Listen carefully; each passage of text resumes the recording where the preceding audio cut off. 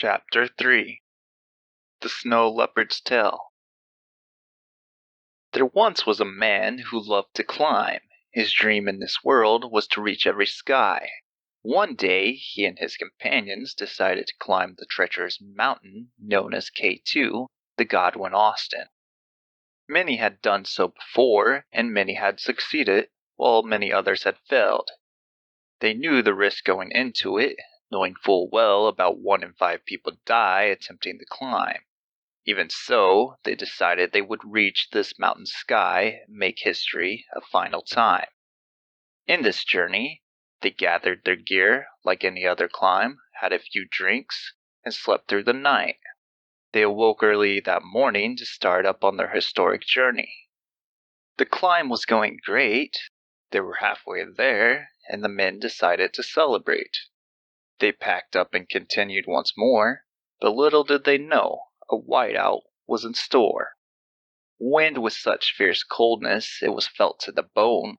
The snow it tossed around felt no better, I know.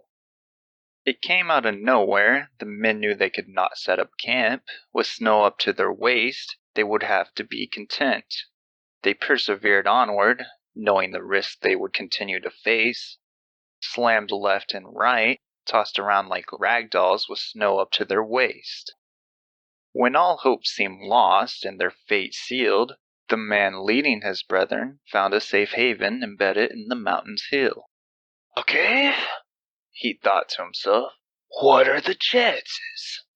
But not questioning it, he proceeded with prances. Just as he reached this cave, his salvation, or so he thought, not too far off in the distance, the sound of rumbling echoed that stopped his heart.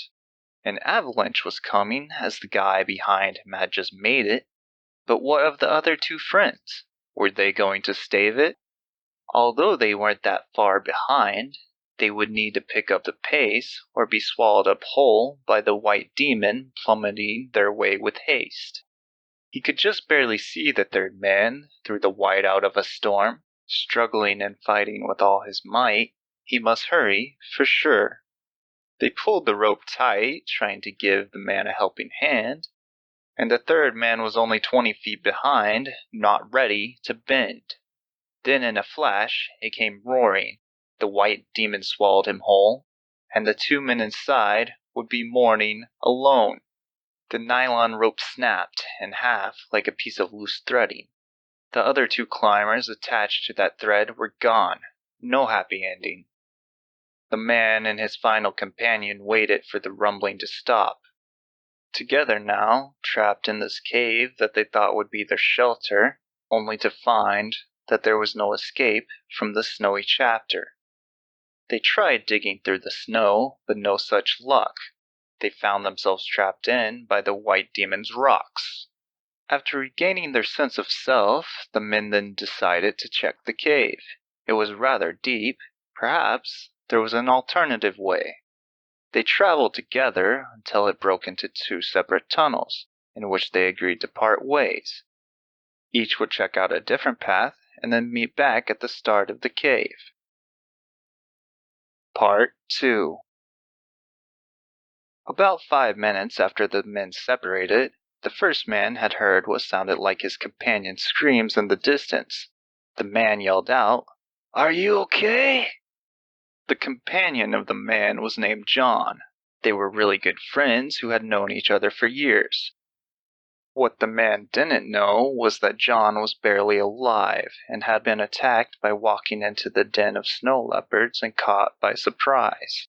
The man kept yelling out, "John?" His only response was the echo of his own words. He pulled out his knife that he had sheathed on his ankle and backtracked to where they had split up an equal. The man proceeded down the cave until he started hearing the sound of chewing. As he kept going, the sound grew louder, and then he heard what could only be described as purring. The man thought he was delusional, and John was playing a joke on him as he was prone to do. This, however, was no joke from him, that much is true. "John?" he cried out one last time. Till finally he rounded the corner and was met with cold eyes. Two grown snow leopards and three baby cubs, blood staining their beautiful white mouth fur, while John was there, barely moving, just coughing up blood. The man was stunned for a moment as one of the leopards pounced at him. He evaded right as the leopard leapt past him and gutted its stomach. A moment later the second one jumped, and he could not evade, but he did manage to turn to his side to protect his vitals from the deadly raid. His arm got cut, and his climbing shell torn. With that sacrifice, however, he finished the other one off and began to mourn. The cubs were scared and afraid, crying now over their now dead parents.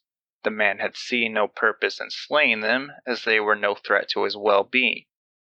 The man just sat there, cold and alone, broken. He looked at his friend, who was now almost gone. "Rest easy, John," the man said, with tears in his eyes. He plunged his knife in John's heart and closed his friend's eyes.